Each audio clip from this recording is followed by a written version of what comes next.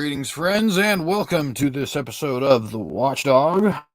I am your host, CJ Cox, here to tell you that we are living in biblical times. I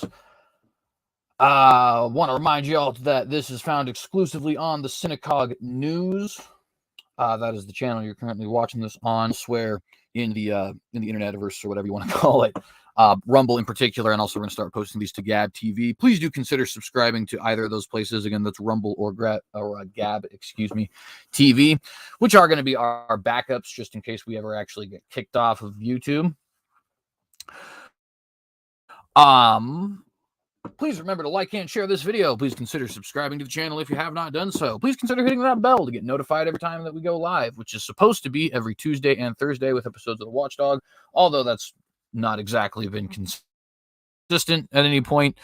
And also, we want to have discussions or debates every Monday, Wednesday, potentially interviews and all that. But as of right now, there is a heavy asterisk on that because due to the size of this channel, it's difficult to get content every Wednesday.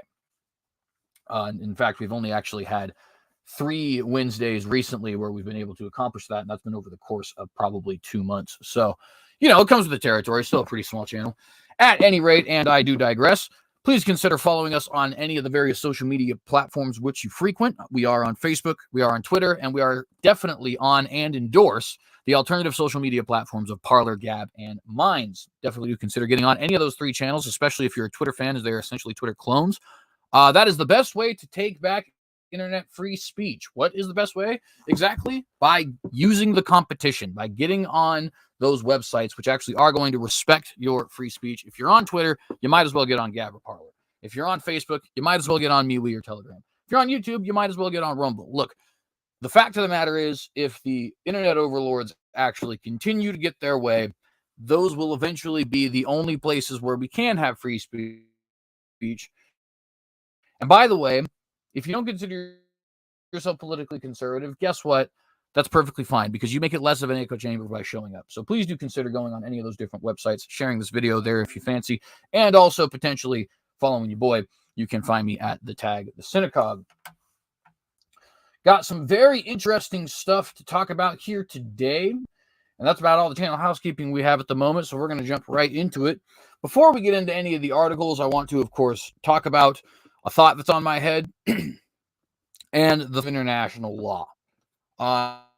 Now, I am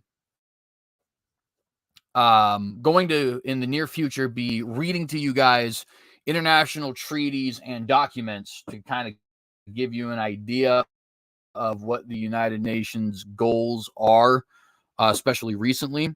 They have a lot of really weird, really bizarre treaties that the majority of nations have ratified. The United States has not ratified most of them, but that essentially push through community raising of children as well as socialism on an international scale under the guise of civil rights for minorities, under the guise of civil rights for children, under the guise of civil rights for women, and so on and so forth. So definitely some very interesting things that we have there. But before we do any of that, of course, I want to talk about whether or not, because, that's obviously talking about all this stuff being bad. But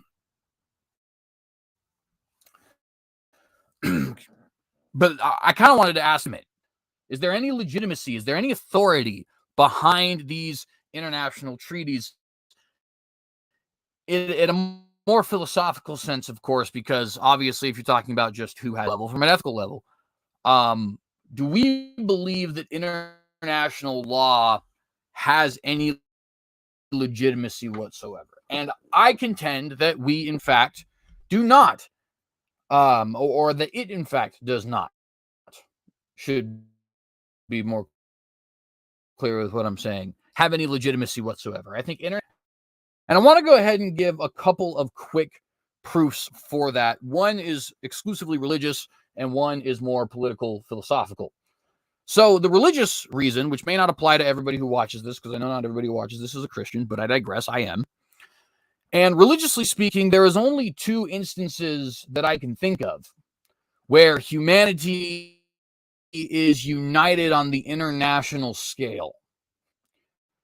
And the first instance of this is the Tower of Babel, where God decides that this is a problem and confounds the languages of all the different people there because of this problem. And the only other example I can actually think of is, at least my interpretation of, but this is the common fundamentalist interpretation of, the book of Revelation, right? The book of Revelation, when the beast, the false prophet, the Antichrist, the big bad, the man of perdition, all that kind of stuff, right, unites all the different people. And according to what we find in Revelation 17, this mystery Babylon ends up having dominion over all the different, in fact, nations, all the different tongues, all the different ethnic groups, and etc., right?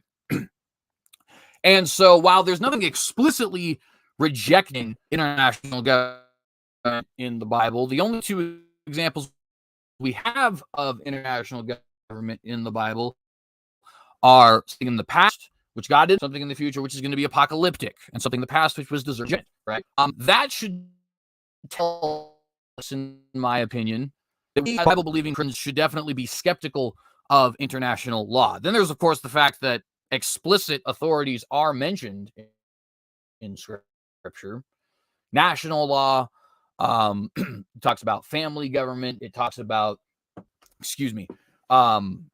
the religious institution, the church, all that kind of stuff, right? Nowhere does it address in any explicit fashion international government. Like I said, it does have the Tower of Babel and Antichrist moments that I was just talking about earlier.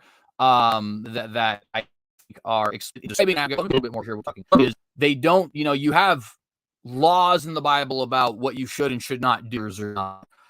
There's going to be one final say or not, all that kind of stuff. You'll find answers to all of that in the right, and you'll all find answers to the relationship between, or answers for the relationship between the governed and the governing, as well as different laws pertaining to how you should govern, though not explicit as like a political philosophy textbook or anything like that, right? But it does talk about masters being kind.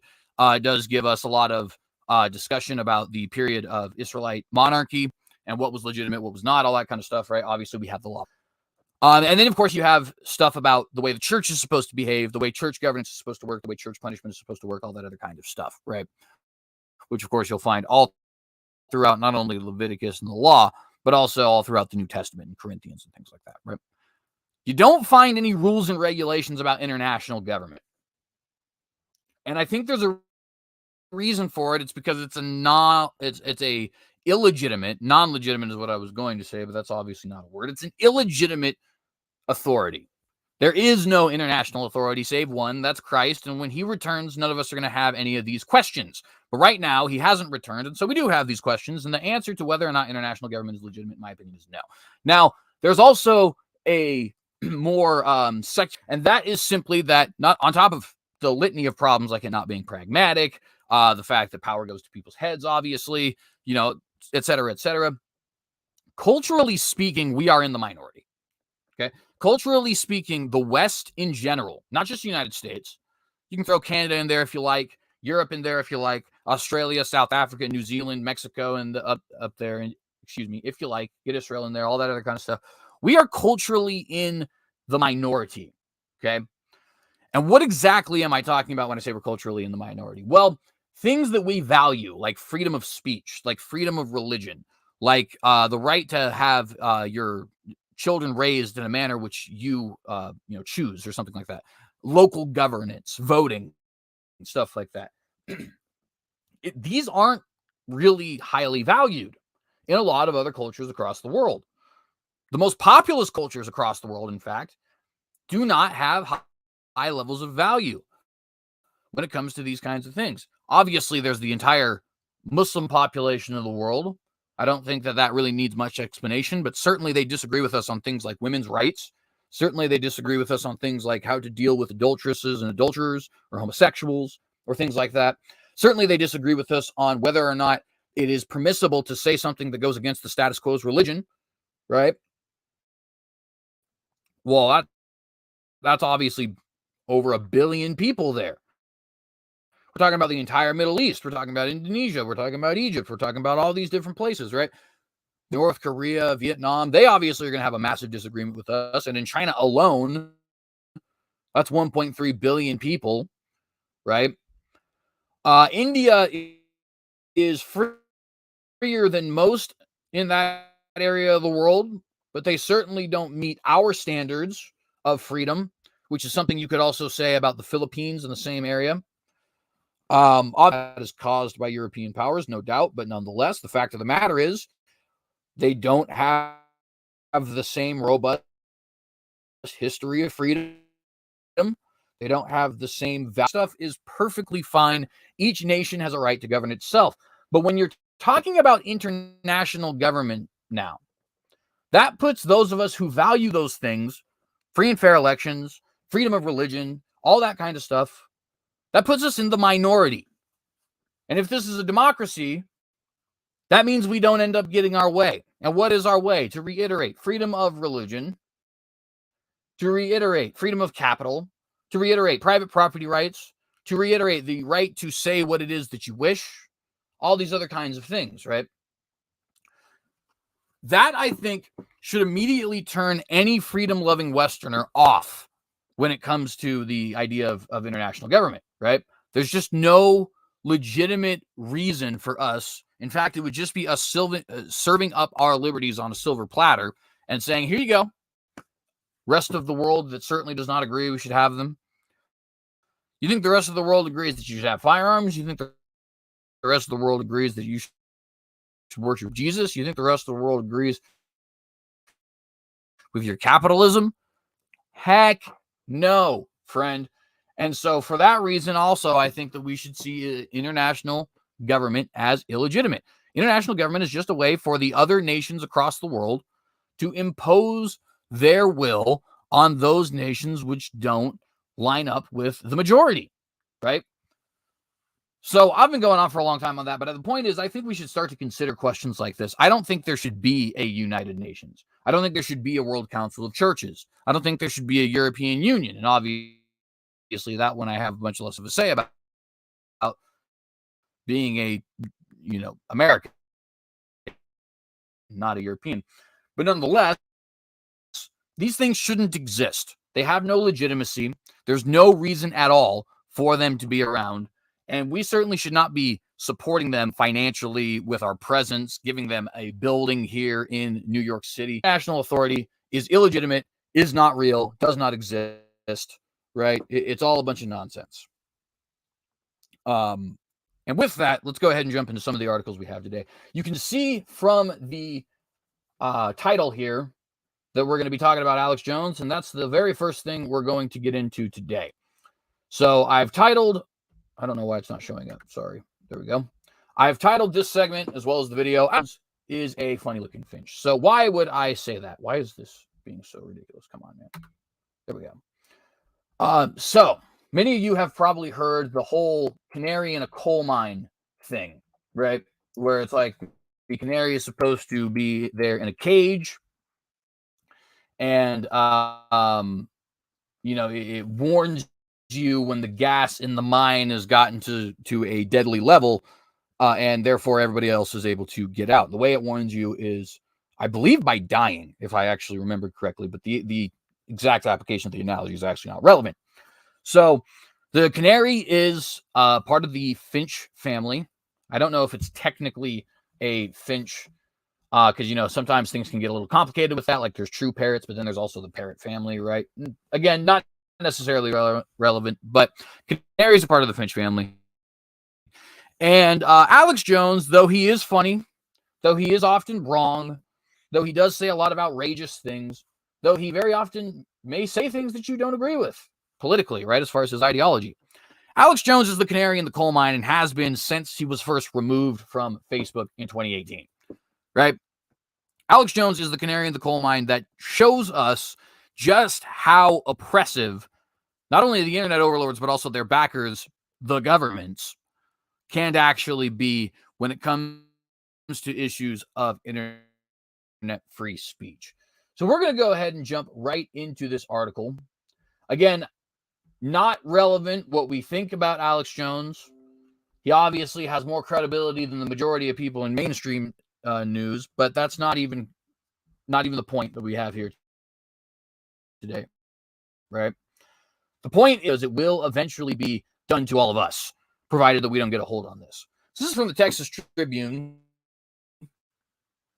Jury awards parents of Sandy Hook victims more than $45 million in punitive damages in Alex Jones' defamation case. And again, jury awards parents of Sandy Hook victim more than $45 million in punitive damages in Alex Jones' defamation case. It's exactly what it sounds like. Alex Jones is now going to have to pay $45 million to this family because he said that Sandy Hook was a hoax. Now, obviously, there's a lot of ethical questions behind there as far as should you say something like that and all that other kind of stuff. However, Alex Jones should be able to say, I think Sandy Hook was a hoax, if indeed he does think that Sandy Hook was a hoax. He doesn't have a right to harass people, of course. He doesn't have a right to willingly libel or defame people, of course.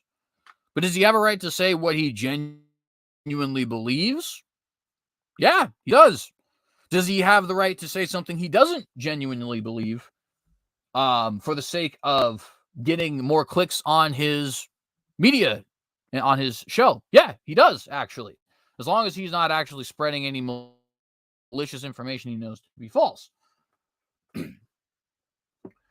So the jury awarding any money here in this situation is grossly unjust, in my opinion. And it's not because I support the idea that Sandy Hook didn't happen. I think it's pretty clear that it did. I obviously have my own theories about school shootings, and many of you guys have probably kind of heard them. But did the shooting, in fact, happen? Were kids, in fact, murdered? I think yes. But again, if Alex Jones actually believes that this is false, believes that it was all a setup, a psyop, then he has a right to say that. But anyway, I'm getting ahead of myself. Let's read the article. Lawyers for the parents asked the jury to end Jones' gold rush of fear and misinformation. He'll owe a total of nearly $50 million to the parents. I think the exact number was $49.2 million, but obviously the article will let us know here. There's Alex in the court. A Texas jury on Friday added $45.2 million to the damages that conspiracy, so 45.2, not 49.2. A Texas jury on Friday added $45.2 million to the damages that conspiracy theorist and media personality Alex Jones must pay to the parents of a Sandy Hook shooting victim as punishment for repeatedly claiming the school shooting was a hoax. Notice, as punishment for repeatedly claiming that the school shooting was a hoax. So this is a punitive action taken by the court. And of course, a punitive action is either meant to dissuade others from doing it or dissuade the person who's actually being punished from doing it, and or to deliver some kind of retribution for a wrong act, right? So, like, for example, you're not dissuading a rapist when you execute them, or I guess it's, according to Coker v. Georgia, it's actually cruel and unusual punishment to execute a rapist. Yeah, get a load of that. But anyways, so let's say a murderer, it's not trying to rehabilitate the murderer or trying to dissuade anybody from or dissuade the murderer from murdering when you execute them, right? Rather, you're taking a punitive action. You're saying this is a punishment that is strictly punitive. It is retribution. And you know, obviously that's why you go through with the execution. So those are the reasons you punish people, either to dissuade from something, which is typically done in the form of fines, or to deliver some form of retribution, right? So just cut through all the fluff. What do you have here? They want to dissuade people, including Alex as well as others, from making claims that go against the status quo. And they also would very much like to punish Alex Jones, get retribution from Alex Jones for him having the audacity to say such an evil and awful thing. in their own mind. Anyways, Neil Heslin and Scarlett Lewis, the parents of 6-year-old victim Jesse Lewis, sought $150 million from Jones after he told listeners of his Austin-based website and broadcast InfoWars that the government staged the Sandy Hook shooting in order to take away American guns. The tragedy was the nation's second deadliest school shooting, in which 20 children ages 6 and 7 and 6 adults were killed.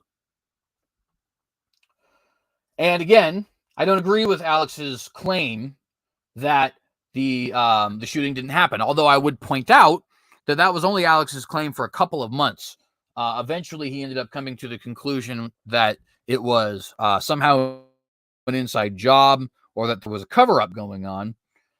Not putting myself at a little bit of risk here, but I don't think the evidence is poor for that. I'll just say it that way. Although obviously that doesn't necessarily mean that it's the case, but there's something up with all these school shootings. There certainly is. There's no way that we had as many school shootings between the years 1900 and 2000 as we have in the years 2015 to 2022. And there's not something up. Something is indeed up. Now, is that a mental health crisis? Is that a spiritual crisis? Is there an inside job or a cover-up going on? A combination of the three? I guess I don't really know. But obviously, this is not an organic thing that's going on. I digress. I don't, again, like I said, agree with what Alex had claimed there. I think the shooting actually did occur. But does he have a right to say, this is a very simple question, does he have a right to say it was a cover-up or that he believes it was an inside job or any of those things? Does he have the right under our First Amendment to say that? And of course, the answer is obviously yes. It's obviously yes. The only reason you would not have the right to say something, specifically something that you genuinely believe, is if well, I guess this would be counteracting what I just gave there as a clause. The only way you could be punished for saying something is if that something is maliciously false, right? You can't defame somebody. So, for example, if I know that some knew Donald Trump, if I was spreading rumors, I know Donald Trump is currently beating his wife, right? And it turned out that that is actually not the case, and that I knew that wasn't the case, but I spread that false information anyways. You can punish me for that, right? Because that's defamation of character. That's obviously libel. Well, in print, it would be libel. It'd be slander if it was spoken, but nonetheless, same general thing, right? So you can be punished for what you say within reason, right? Also, if you are leading people to, enact some level of violence, take some direct action or something like that, right? So, like, for example, if you say something along the lines of, hey, let's go find that guy, then you can be punished for that as well. But as far as saying something that might be even harmful to other people, right? No, absolutely. It is like, provided that you are not commit a crime, right, or involved in a crime yourself. So outside of those parameters, according to Brandenburg v. Ohio, 1969, and according to the First Amendment, of course, you have the right to say whatever it is that you wish. That includes Sandy Hook was a hoax. You has to say about it. I don't care what any international body has to say about it. I don't care what this judge has to say about it. That is a right God given to you. You have the right to say what it is that you believe. And if you cherish that right, you should have a major problem with this. You should have an incredibly large problem with this. Now, a bunch of people want to say stuff like, oh, well, I say he's an insider or an actor or something like that, right? Or we'll say, oh, well, I don't agree with the fact that he had said it. Or, I don't think that he's a good representation of Christians and stuff like that. And yet, people have all their different reasons for liking Alex Jones or disliking Alex Jones, excuse me. And this is why I call him a funny looking finch. Because I freely grant that the finch is funny looking. I freely grant that it's got a little gobble gobble under its neck, even though it shouldn't. Like your average canary, in other words, if you guys get my analogy here, right? However, it's still a canary. We're all in the coal mine. The canary is dead. And a lot of people are sitting here kind of making excuses for why they don't want to have a problem with the canary being recognizing the canary is dead. We have a problem here. The mine is filling up with gas and we need to evacuate. I'm sure you can't really see the live chat at the moment. Anyways, we should all have a major problem with this if we are defenders of free speech.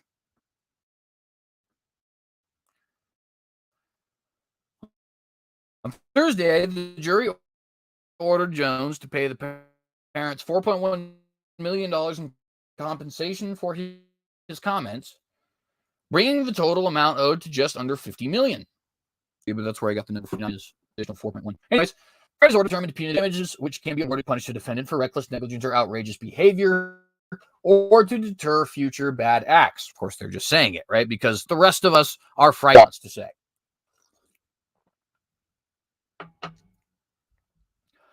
The Friday, let me go ahead and scroll down here. The Friday verdict delivers less than what the parents were hoping to gain in addition to the compensatory damages. One of their attorneys, Wesley Ball, urged the jury on Friday to award $145.9 million in punitive damages to reach the full $150 million that the parents asked for.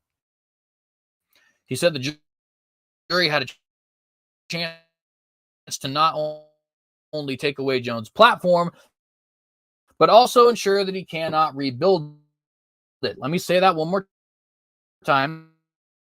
He said the jury had a chance to not only take away Jones's platform, but also ensure that he cannot rebuild on the wall. Friends, something that the status quo deems to be rational or absurd. They have to be able to not only remove from all social media off of YouTube, not only take your app off of and make sure it is impossible for you to. Again, if you don't have a problem with this, you're simply not aware. If you don't have a problem with this, you're simply not paying attention. This is a big, big deal. The funny looking finch is dead. It's sitting up there, no longer chirping away. Poison Dundid killed it. All of us are sitting up here arguing on whether or not the finch is funny looking. I get that the finch is funny looking, but it's dead is the point. That's what we had it down here for, and now it's no longer down here. Now it's up there in the heavenlies. And it's a growing problem. Remember, they removed the president of the United States. Now, y'all who watch this show consistently know I am not a fan of Donald Trump. I think that he was a bane to constitutional conservatism and to Burkean conservatism. I've made myself very clear on that. He was also the sitting president of the United States and got himself removed from Twitter, from Facebook, from YouTube, from all the other different social media platforms. Instagram, right? Gone. Bye. It also just had recently his Mar-a-Lago raided by the FBI, I might add. And this is going to continue to get worse. This is why I tell you guys, we need to be on Gab, we need to be on Parler, we need to be on Rumble, we need to be using these platforms. We need to be contributing to politicians who are going to actually do something about it. Ammon Bundy 2022, if you're in the state of Idaho, thinking about this kind of stuff.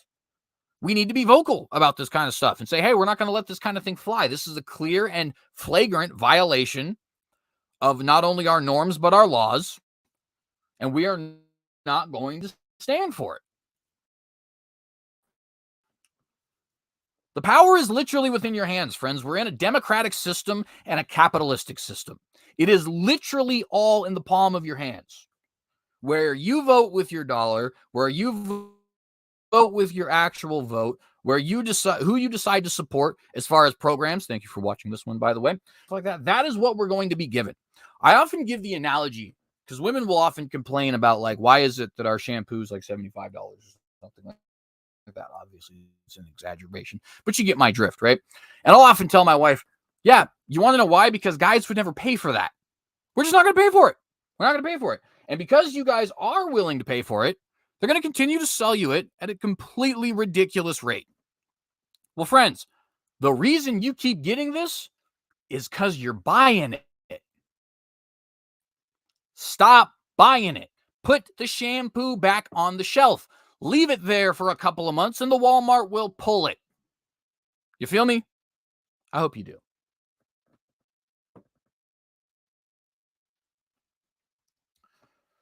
Quote, I am asking you to take the bullhorn away from Alex Jones and all of the others, notice this, and all of the others who believe they can profit off of fear and misinformation. Who believe they can profit off of fear and misinformation, of course, is just their slander against people. I don't think, for example, there was any demonstration in this court that Alex Jones didn't believe what he was saying. So it's not like he's just going about saying all this stuff and then, turning around and saying, oh, by the way, give me your money. So the point is, he wants to take away the bullhorn from people who are being paid to voice opinions he's not down with. Conspiracy theory opinions, pro-capitalist opinions, Burkean constitutional originalism, fundamentalist Christianity, or maybe that regard that would be offensive, like a new atheist or an Orthodox Jew or whatever. Yeah, all y'all as well. All y'all as well.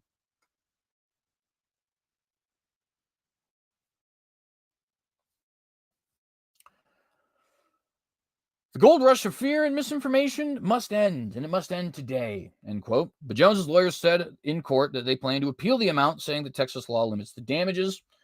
Jones has spread misinformation about national tragedies, COVID-19, and elections for years to a broad national audience. Now, notice, these things here are things that everybody in this audience likely has agreement with Alex Jones on, whether you'd like to admit it or not. I guarantee virtually every person who watches my program, and I know for a fact that myself, believes that at least some national tragedies were either cover-ups or red flags. False flags, right? I know that everybody in my audience, including myself, likely has some skepticism about the COVID-19 for fact that everybody in my audience, including myself, has questions about the legitimacy of elections. Well, if you spread that kind of quote-unquote misinformation, they think that you should have your bullhorn taken away, that you should be forced to pay millions upon millions of dollars, that you should be scrubbed from all the different social media websites. Funny looking finch at a coal mine, my friends. Funny looking finch at a coal mine. But lately, financial pressures, partly caused by lawsuits from Sandy Hook parents, have tested his media empire. His companies have filed for bankruptcy multiple times in recent months, including most recently during the defamation trial. He faces 2 more trials scheduled for this year over his Sandy Hook disinformation, one in Texas and one in Connecticut.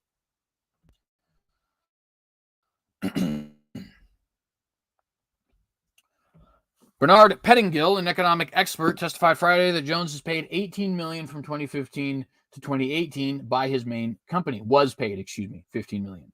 Or $18 million, from 2015 to 2018. He was paid $15 million. Oh my goodness, I'm just messing this up again. He was paid $18 million from 2015 to 2018 by his main company, Free Speech Systems. And of course, that's $18 million over 3 years. They currently want him to pay just under $50 million. All you got to do is do the math real quickly, and you come to just under 3 times what he was paid in that 3 years being demanded. He said Jones was paid $61.9 million in 2021 when he was found liable for defamation in 2 Sandy Hook cases. So obviously he has been seeing some increase there. Pettingill estimated that Jones' net worth combined with the net worth of free speech systems ranges from 135 to 270 million. Jones himself did not testify about his net worth during the punitive damages phase of the trial. And of course, that is entirely irrelevant. Comments from the Sandy Hook shooting led his listeners to harass and make death threats against Helslin and Lewis, as well as the parents of other victims for years. Now, of course, that's not okay, right? Nobody should be making death threats to anybody. Nobody should be harassing anybody. Really, you shouldn't even be contacting anybody who's not a public figure. Like, get a life, right? The thing is it would have to be demonstrated to reasonable satisfaction that Jones somehow intended for this or that he was negligently allowing for it. Something does not mean. In fact, let me give an example. I am obviously on the right wing of politics, right? I think that's pretty obvious. Consider myself to be a Burkean conservative, constitutional originalist, free market capitalist. I'd even go as far as to call myself a nationalist, which is a bad word for some reason. I haven't been able to figure that out yet, to be honest with you. Obviously people bring up stuff like, oh, Mussolini was a nationalist. It's like, yeah, he also drank water. I mean, it's not like just because two people have a similar thought or trait or whatever doesn't mean that they agree on everything. Obviously, I think that fascism is ridiculous. I digress. Barking up a storm about how I was, I don't know, to try and take over the world and, basically just, how it goes when people start talking about, the Jews this, the Jews that, all that kind of stuff. Well, I am ethnically Jewish. So imagine somebody starts coming up here and talking about like, oh, well, this guy, you realize he's Jewish, right? Can't trust CJ because he's Jewish, blah, blah, blah, blah, blah, blah, right? All that kind of stuff. Now, let's say that guy has a platform. Somebody saw him make those comments, or maybe he did a show on those comments or something. He said it on a show, whatever. He has a platform, and somebody listens to those comments and decides of their own free will to write me a letter about how awful I am and how I need to die and how, any little Jew kid. The comment liable for that? No, of course he's not. Of course he's not. That's completely ridiculous. What your fans do, apart from you actually saying they should do it or anything like that, is something that they're responsible for. It's not something that you're responsible for here, unless they're trying to make the argument that Alex Jones actually sicked his fans on these parents and started saying, hey, go out and harass them and stuff like that. And yeah, obviously that hasn't been demonstrated. So let's continue reading with this. I want to get to some of the other stuff here.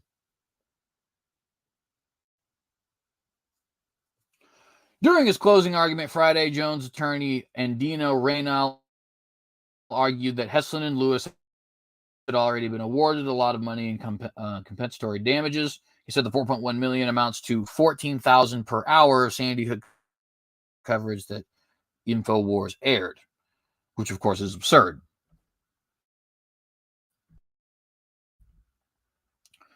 Quote, you've already sent a message, end quote. Randall said to the jury, quote, a message from the quote.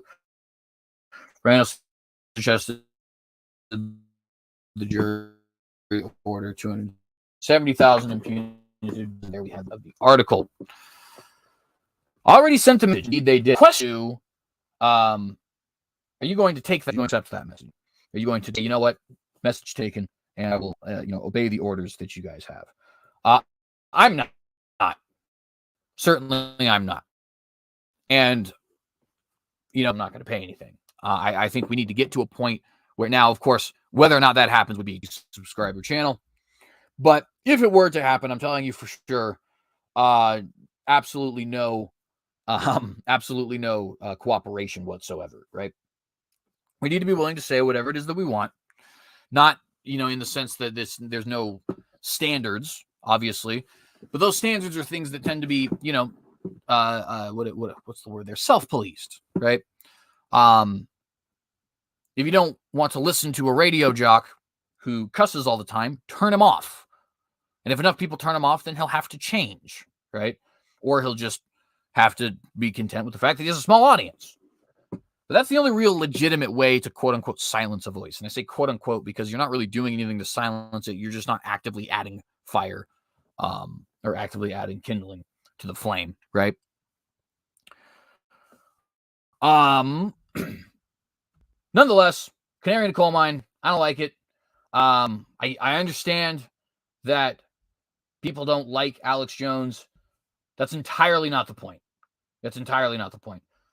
The point is that what is happening to Alex is going to happen to everybody else. It is one of many cases that we should absolutely be glued to.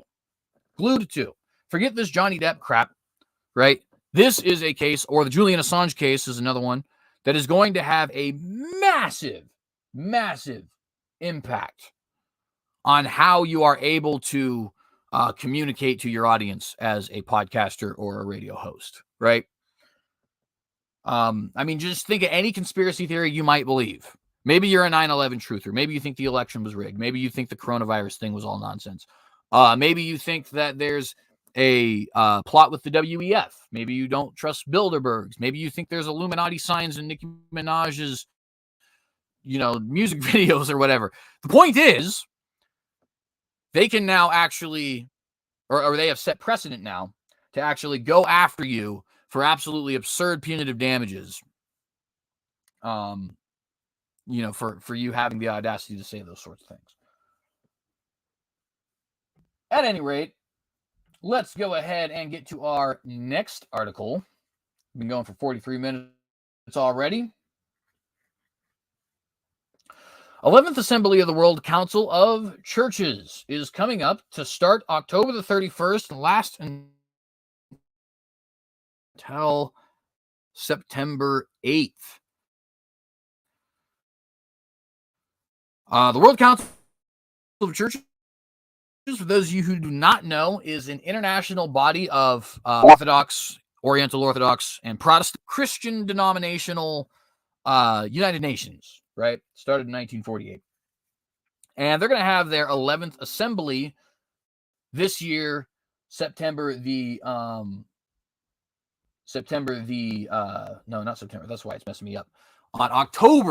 31st. And by the way, I do have, since I don't have my article up, I do have my live chat in front of me. I noticed that Nicholas just said, forgot the scare quotes amongst churches. And that's exactly right. No, none of the churches that are involved in the World Council of Churches should be trusted under any stretch of the imagination, right? But August 31st to September 8th, they're going to be having this. So that's this month, right? They're going to be having this little meeting here. And we're going to cover some of the stuff that they're going to be looking at.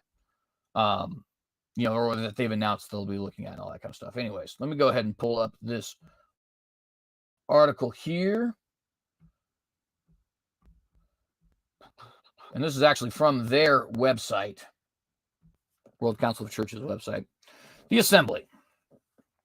The 11th Assembly of the World Council of Churches will take place in, totally going to pronounce this wrong, Germany, from August 31st to September 8th, 2022, under the theme Christ's love moves the world to reconciliation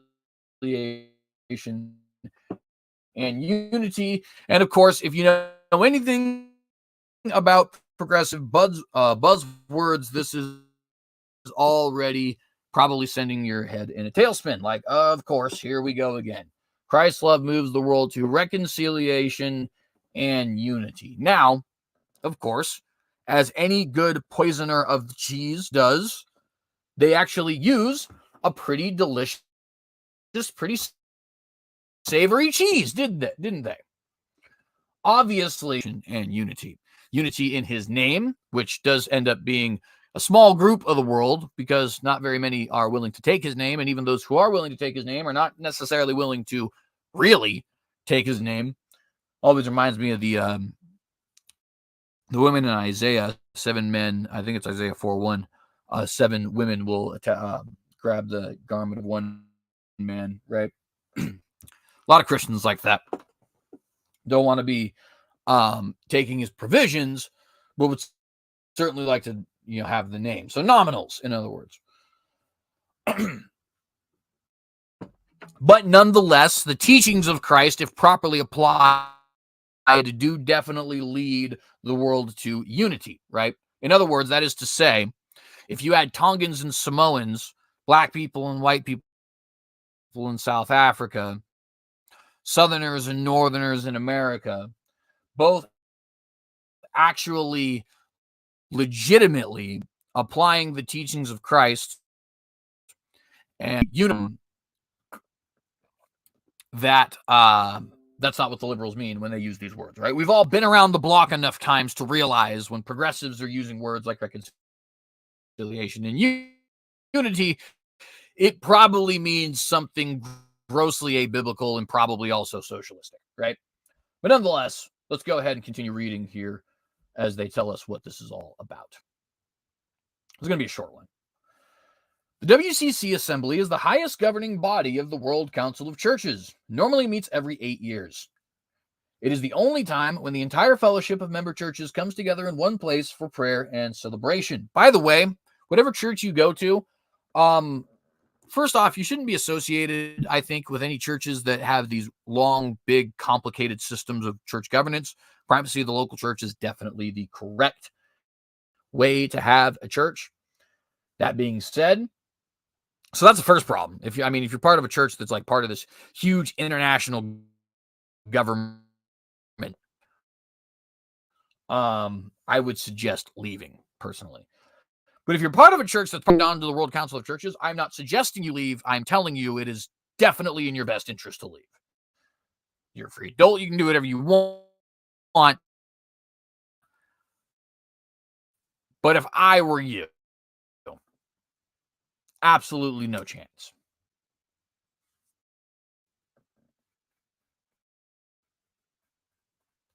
The WCC Assembly is a special time gathering more than 4,000 participants, from all over the world. It is a unique opportunity for the churches to deepen their commitment to visible unity and common witness. This makes the WCC Assembly the most diverse Christian gathering of its size in the world. And if you are keeping up with the times, you should be very skeptical of that word Christian there. In fact, some of these churches we could outright say are definitely not Christian, not just because of the fact that they're associated with so much progressive nonsense, but with respect to Eastern Orthodox brothers in humanity. You guys believe things that from the perspective of a Protestant certainly are anathema. Although I guess technically, since salvation is by faith through grace alone, it is still possible that a lot of Orthodox people could be Christians. But the Orthodox gospel does not save, is my point. It's probably a conversation for another episode, specifically over on the WCC 11th Assembly will take place in Karlsruhe, Germany. If anybody knows, I'd like to know if I'm pronouncing that correct. At the joint invitation of the Evangelical Church of Germany, the Protestant Church in Baden, the Council of Churches in Germany, the Union of Protestant Churches in Switzerland, a WCC Assembly in Germany. The WCC accepted the invitation of the member churches in Germany to hold the 11th Assembly in Karlsruhe, Germany. The last assembly in Europe took place in Uppsala, Sweden in 1968. The city of Karlsruhe is in Baden in southwest Germany, a historical and cultural trans-border region. Karlsruhe is the second largest city of the state of Baden-Württemberg. The main venue for the assembly will be the heart of the city.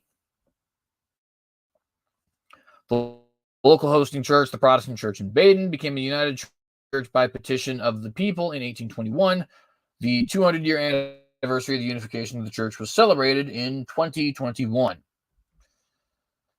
A WCC assembly in Europe. After World War II, with the changes in the geopolitical situation brought about by decolonization, a new reality of mainly Western European entity developed.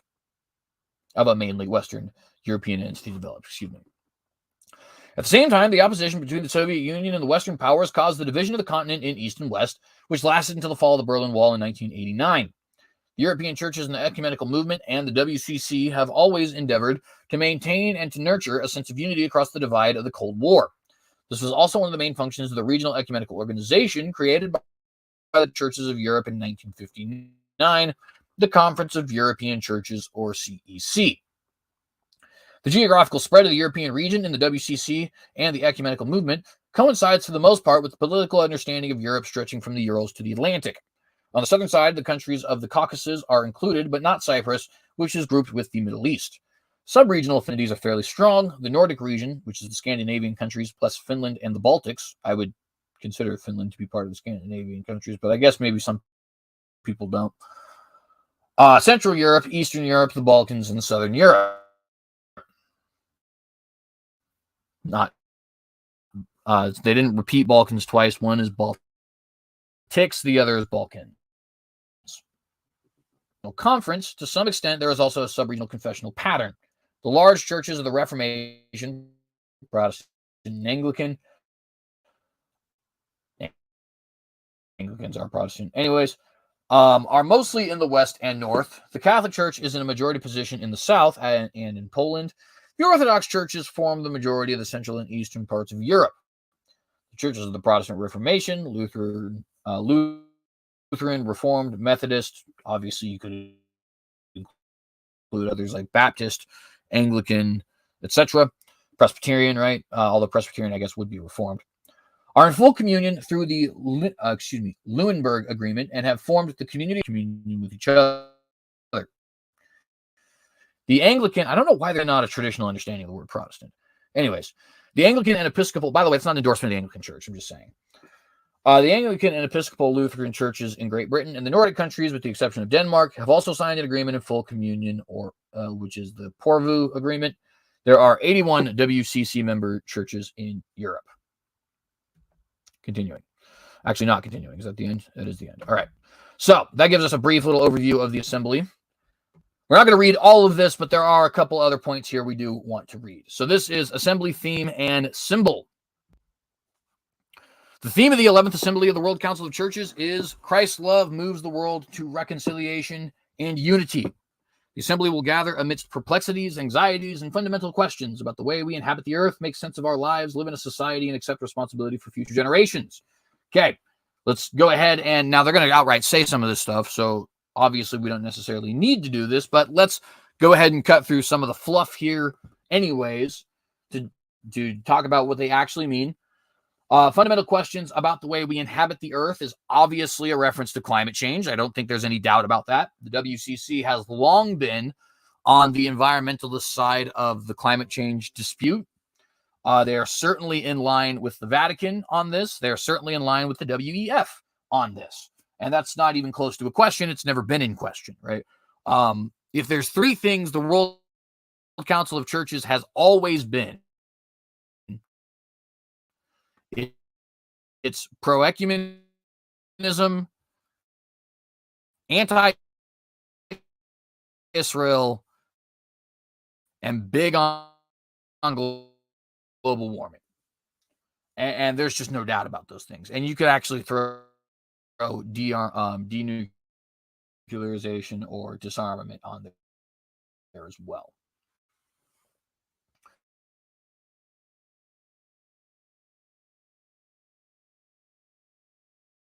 And that I could just be reading into that with COVID-19 there and accept responsibility for future generations, which is again a reference to not only climate change, but also the institutions which we have set up, which they would consider to be systemically us, is the point.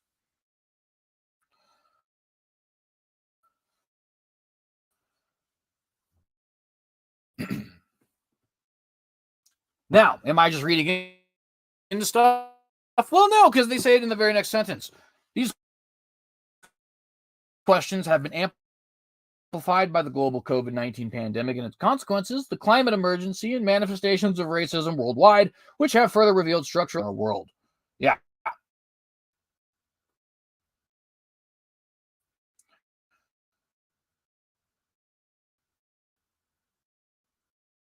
So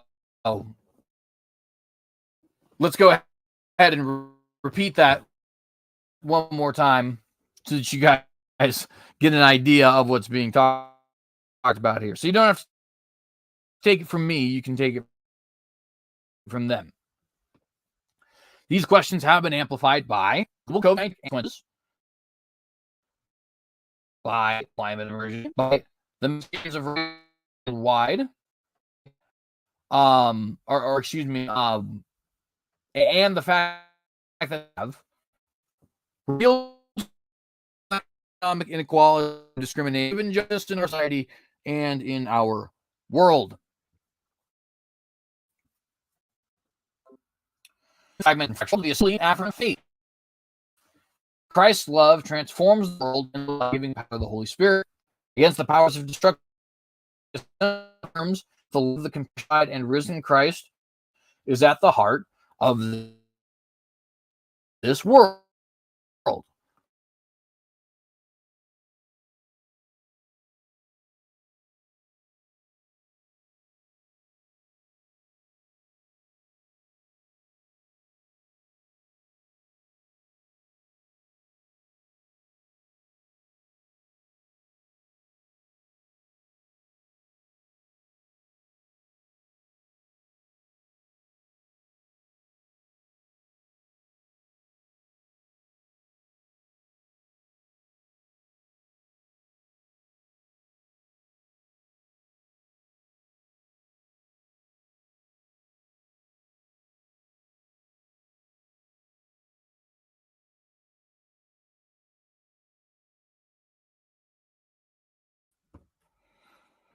Okay, so for those who do not know, we're having some issues. I assume it's probably everybody who is aware, but we are having some issues. So I went in and out to see if our audio would be fixed. Just seems to be better so far. Call you or text you if it gets too bad again.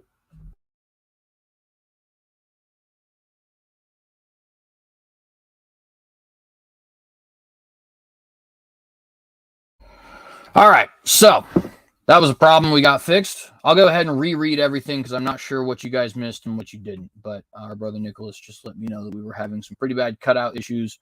So I'm just going to repeat everything we've had here so far. Not everything. The theme of the 11th Assembly of the World Council of Churches is Christ's love moves the world to reconciliation and unity. The assembly will gather amidst perplexities, anxieties, and fundamental questions about the way we inhabit the earth, make sense of our lives, live in society, and accept responsibility for future generations. These questions have been amplified by the global COVID-19 pandemic and its consequences, the climate change emergency, and manifestations of racism worldwide, which have further revealed structural economic inequality, gender discrimination, and other forms of injustice in our societies and in our world. So it's very clear here, very, very clear here, what the theme of the World Council of Churches is to be in this 11th Assembly, right? And it's the same thing as what the progressive left here in the United States, as well as elsewhere in the West, wants to accomplish. Shocker of all shockers, I know. It's almost like these two parties are related to each other in some way, whether that be ideologically or they're actually talking to people behind the scenes. I don't know. I don't think it really matters.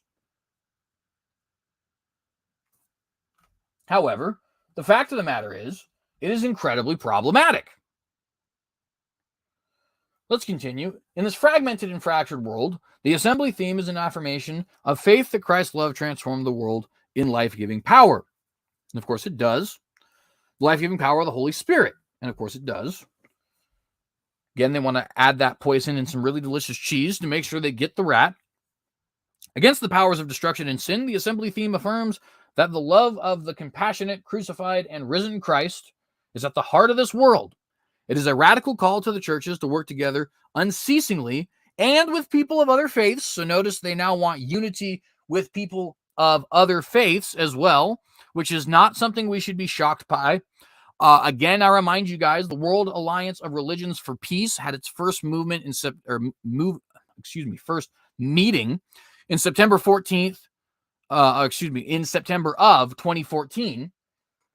The common prayer at the ziggurat at Ur under the auspices of Father Abraham took place in March, I think, of last year. Might have been this year, but I'm pretty sure it was actually last year, when the Pope called an international prayer between all the different Abrahamic faiths, right? Obviously, we've seen the Vatican have a communion with the World Council of Churches at their 70-year anniversary in 2018.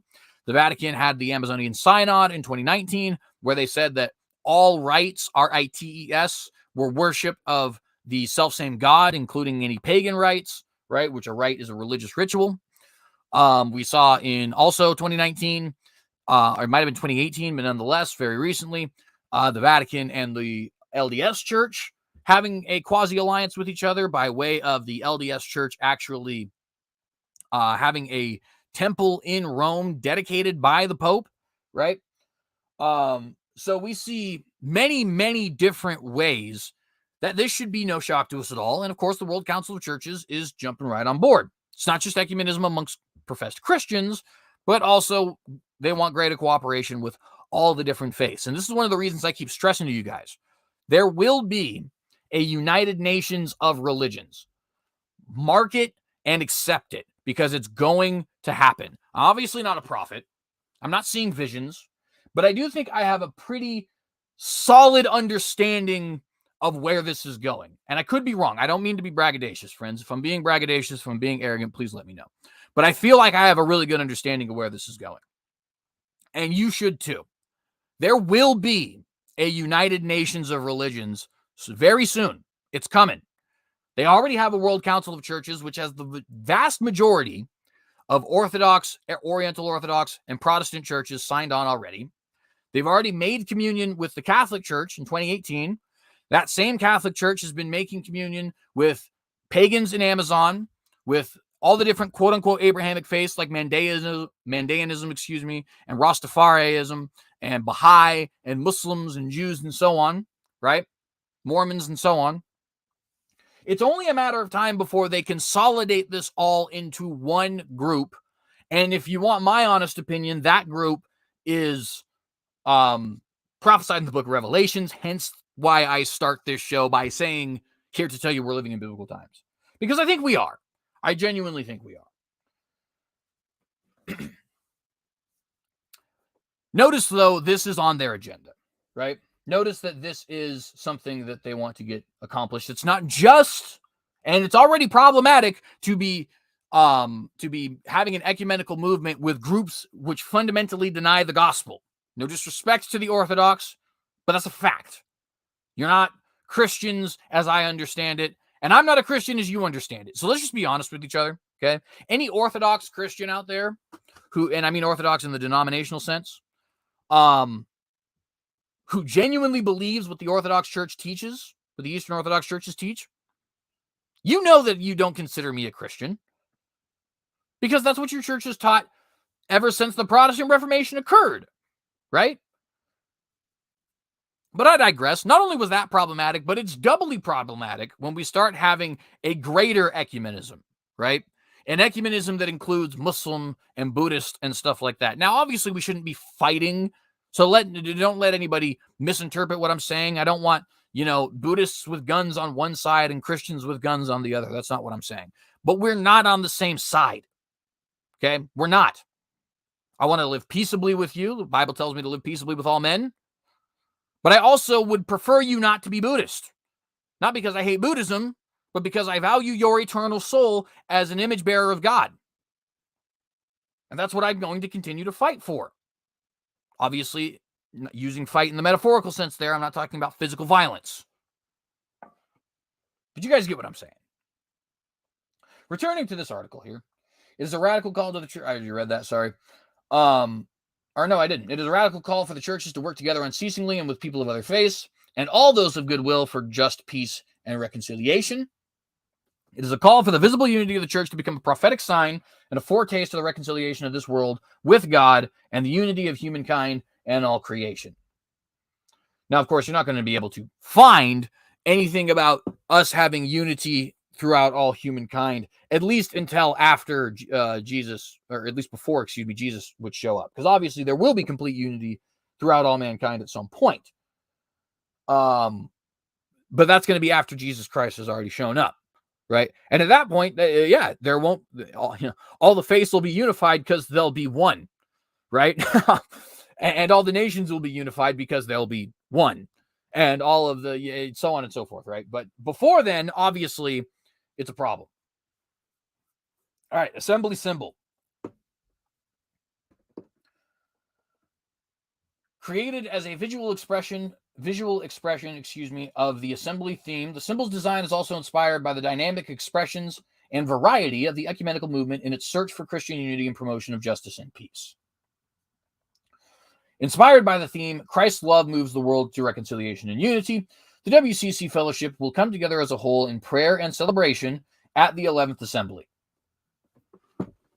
Respectfully, if we disagree on fundamental key elements of the gospel, we cannot be praying together. End of discussion. I'm sorry if that offends people, but at the same time, I'm not, because that is what the Bible lays forward. And for those of you who are not Christians, but are still watching this program for the various reasons that you do, I appreciate you guys. I would point out you should have just as much of a problem with this as I do, because you don't want any international body, quote unquote, representing atheism telling you what to do, right? What you can and cannot believe. And you certainly don't want all of the religious officials in the world consolidating their power into one group. You think power corrupts? You think absolute power corrupts? Absolutely. Well, how about absolute power which claims divine prerogative? Yeah. Absolute power that claims divine prerogative not only corrupts absolutely, but corrupts to the very core of the soul. So you don't need to be a Christian, in other words, to have serious issue with this. I prefer that you did see it from a biblical perspective. I have a great fear that God's common grace will run out, and at some point you will actually have to be a Christian to realize what's going on. But right now, we do live in a time where common grace does seem to be out enough that Buddhists in the audience should be concerned. Anyways.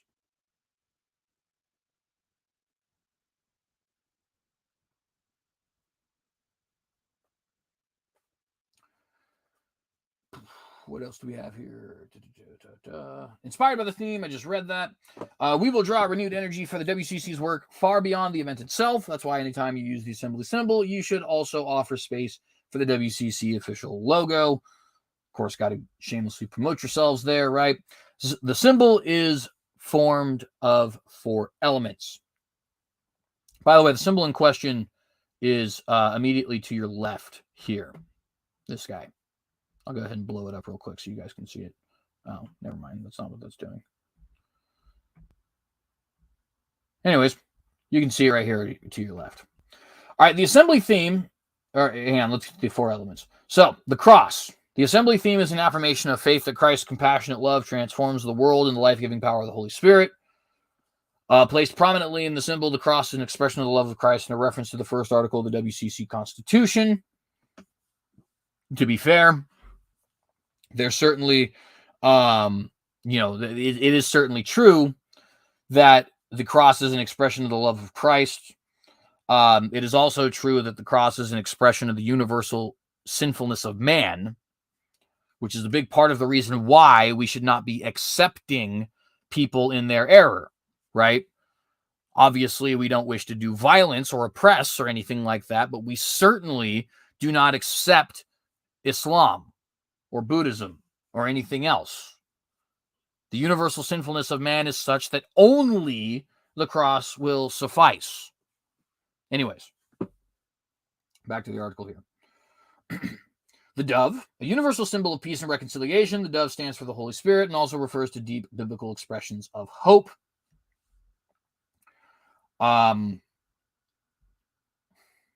Well, I have a comment on there, but I don't really want to voice it because I think it's inappropriate. Suffice it to say, I sincerely hope that the Lord has mercy on these people and that they turn from their error.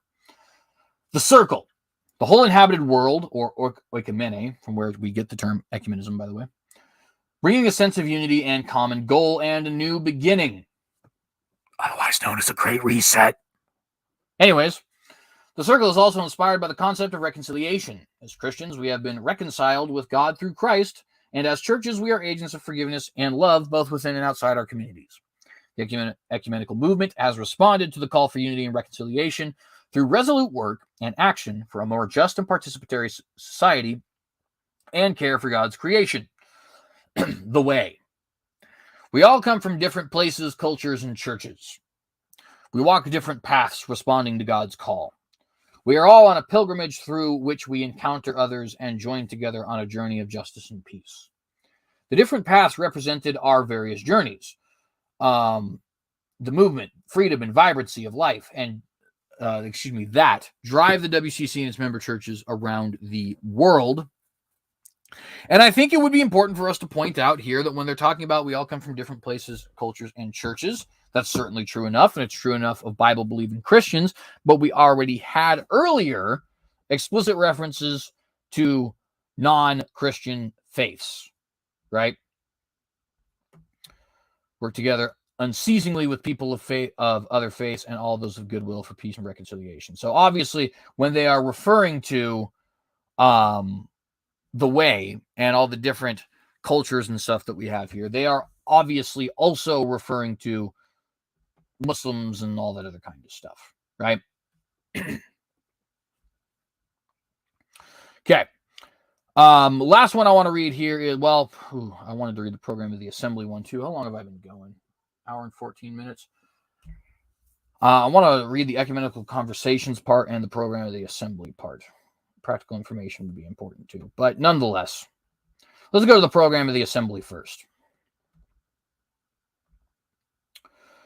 All right, highlights of the assembly program. Prayer life.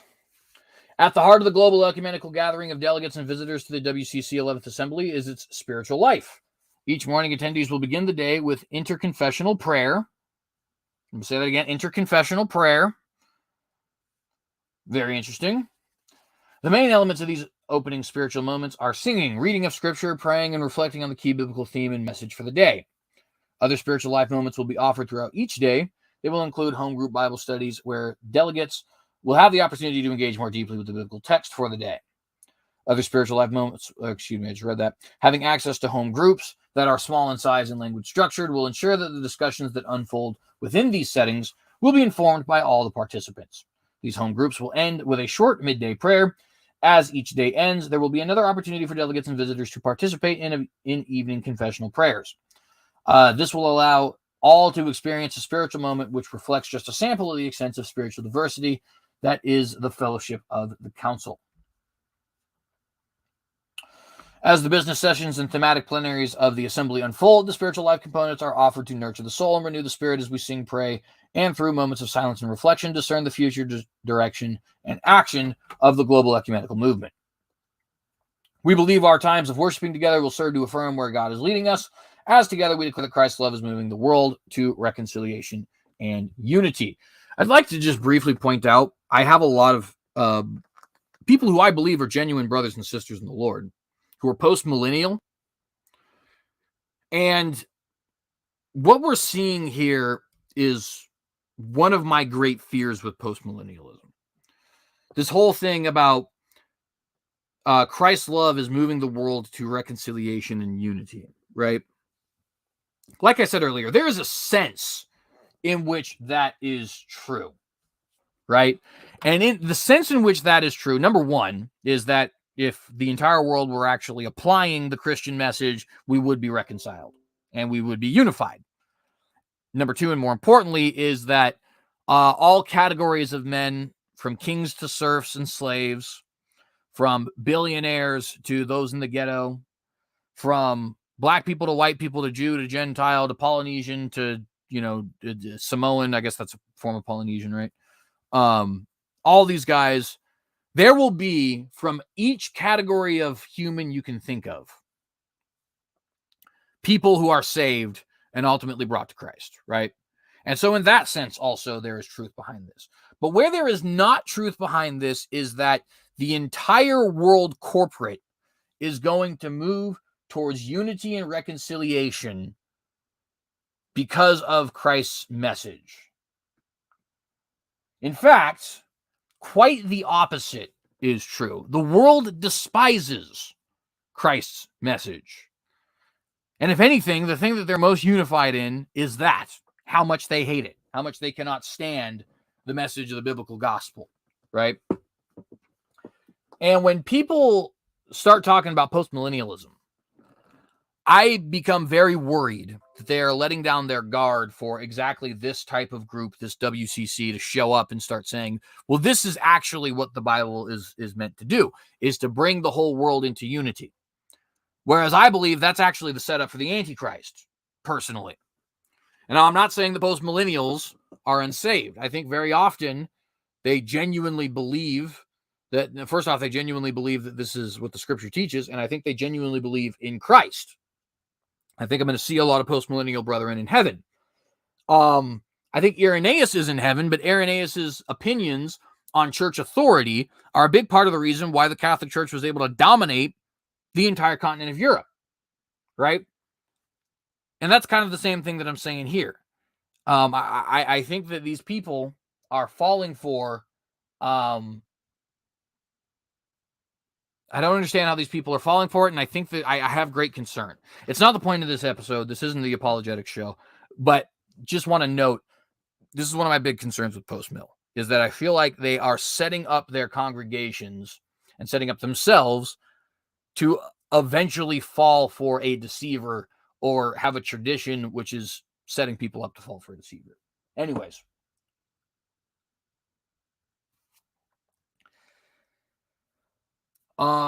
Thematic plenaries. A daily thematic plenary will focus on a particular aspect of the assembly theme. The assembly planning committee is cooperating with the assembly worship and planning committee to ensure thematic as well as spiritual flow. Business plenaries. Business plenaries are the place where delegates, from WCC member churches address the assembly and draw an overview of the WCCs until the next assembly. Their role is to elect the new central committee, and WCC presidents. And the home groups. Taking place every morning after the biblical reflection and thematic plenary of the day, home groups will offer people an opportunity to engage with one another by reflecting on prayer, biblical passages, plenaries, and other encounters. All participants that have a right to speak at the assembly will be allocated to a home group. Home groups will be comprised of participants from across regions, confessions, professions, age, old-timers, and newcomers at the assembly. The purpose of home groups is to, number one, enable a meaningful and trans-contextual engagement with the daily theme and biblical message. Number two, provide space for mutual exchange and learning. Number three, capture a key insight per day for dissemination at the assembly, 200 characters. And number four, share outcomes of joint trans-contextual discernment with WCC governing bodies, member churches, and partners, 800 to 1,000 words per home group. More information on home groups will be posted here later. All right, Ecumenical Conversations. Ecumenical Conversations are envisioned as in-depth and linked to the potential work of WCC commissions and other programs. They are drawn from the insights of WCC networks, member churches, and partners, and or relate to emerging ecumenical concerns. So this is where they're going to start to lay out some of the stuff they want to, plan out for the future as far as ecumenical concerns. Ecumenical conversations are to be outcome-focused. Outcomes will be shared with the assembly committees, and detailed reports will be shared with the governing bodies. Each ecumenical conversations will take place in the same group for 4 days. This will give the possibility of creating safe spaces and a positive group dynamic. Safe spaces. I love it. I love it. We've been infected at the very top echelons of government, including church government, with this safe space crap. My goodness. This is absolutely ridiculous. Makes me want to play that song from South Park, In My Safe Space. I don't know if anybody here is or was a South Park watcher, but the song is hilarious. At any rate. Where did I leave off here? Safe spaces and positive group dynamic, as well as participants to go in depth into an issue. Ecumenical conversations are open to assembly participants with a right to speak. I think that's actually all of it. Yes, it is. It does have the list of the different conversations we have here. Mission Reimagined, Transforming Disciples, Challenging Empire. Dreaming a New Future, A Call from the Margins.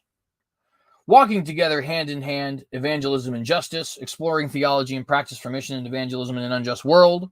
By the way, as you can see, each of these have a big thing we could read about it. It would take me too long, but I might do something where I read this entire thing and maybe set that up for like Patreon or something, so patrons could potentially get that information. Of course, the other thing with that is, while it does incentivize people to, become patrons, it also is potentially important information that maybe I should have out for free. So I don't know. I'll think about that.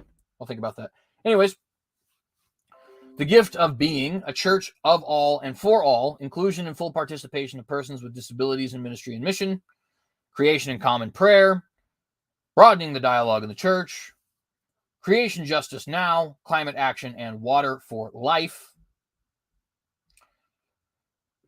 Very troubling stuff. Who lives, who dies, who cares, the church's role in health and healing today. You know exactly what that's going to be referencing. Economy of life in a time of inequality, climate change, and the fourth industrial revolution. That's where you're going to get a lot of our socialism thrown in there. WCC and ACT Alliance, ecumenical diaconia, building bridges, local action by churches together. Conversations on the Pilgrim Way, invitation to journey together on matters of human sexuality. Oh, yes. Yes, in case you thought that these churches were actually going to be adhering to, or at least trying to adhere to, some level of biblical morality, or at least pretending to adhere to some level of biblical morality, you are sorely mistaken. Trends in and emerging issues in a rapidly changing world. Toward a just peace in the Middle East. Aha! Ain't that just about a B word? How come it is that Israel always has to... Well, I know why it is, but how come it is, I'm going to ask rhetorically, that Israel always manages to come up in these conversations? They just won't leave the Jewish people alone. Anyways, ecumenical call to just peace, holistic approach to peace building, then freedom of religion and belief, the church and others in the face of religious discrimination and oppression, then together towards racial justice, confronting and dismantling the enduring legacy of slavery and colonialism in a time of increasing populism and xenophobia. Then exile, exodus, and hospitality, human mobility, displacement, and the public role of witness in the church. That's going to be one of the areas where they would like to talk about why we should not have any sort of borders or patrol of our borders, right? Pope's been real big on that, and so is the WCC. Next, interreligious, solidarity and interreligious engagement. There is that nasty little unity with non-Christians that I was talking about, and we will see a World Council of Churches that is more like a United Nations of religions, right? It's going to happen. Theological education, why it's ecumenicity, why its ecumenicity is essential. I might have even said that right the first time, to be honest. Minding the gaps, safeguarding gender justice in unity and reconciliation. So we got to throw in that whole, everybody is sexist and the patriarchy is big bad. Christian ethics and human rights, churches and moral discernment, facilitating dialogue to build koinonia. And lastly, inspired by the pilgrimage of justice and peace, moving together by the love of Christ. So, these are all the different things they're going to be talking about. This is the assembly we're going to be hopefully studying more about in the coming weeks. I plan to be covering it, but I've obviously been pretty bad at that stuff before. We're going to go ahead and get off because we've already been doing this for quite some time. I think it's been about an hour and a half. So, friends, if you liked this episode, please consider liking and sharing this video, as well as subscribing to the channel. Please consider hitting that bell to get notified of every time that we go live. Supposed to be Tuesdays and Thursdays. I want to acknowledge Nicholas in the live chat, Kelby Cuello, Kevin, Chris Lucas, Jamie Russell, Cryptomaria. Thank you, every single one of you, for being here. I hope that you appreciated the information we have here. Leave any questions, comments, criticisms, concerns, critiques, anything of that nature in the live chat, or in the comments section down below. We are going to be back on, Lord willing, this Thursday with another episode. If you would like to follow us on any of the different social media platforms which we frequent, you can certainly do so. I recommend Gab, Parler, or Minds, but I am also on Facebook and Twitter. Just look for me at The Synagogue. If you would like to find us on any of the alternative video hosting websites that we're going to be on, I am going to be posting these onto Gab Video as well as Rumble. Please consider getting an account and subscribing there. Also, if you would like to contribute to my turning this into a career, if you find this to be worthwhile news, I do have the links to my Patreon and PayPal about to float in the live chat. Please do consider contributing there, either subscribing to us on the Patreon or giving a one-time donation to the PayPal. I do aim on making this a full-time job, not just this, but also my apologetics and everything else that I do here. And if you guys think that the information here is worth that, if you think that this is something that is actually bringing clarity that people need to hear, any of that kind of stuff, and it's not going to be negatively affecting you in any way, because of course, if you guys need to pay your bills or pay me, pay your bills, certainly. You take care of your family or pay me, take care of your family, certainly, all that kind of stuff. But if those qualifications are qualifications you meet, please do consider giving here. And with all that, friends, I want to say I appreciate you all tremendously. Want to remind you guys to be watchdogs. And I want to ask you, in the face of Armageddon, will you compromise? Shalom and God bless you. Oh, and remember also, think like a Neanderthal.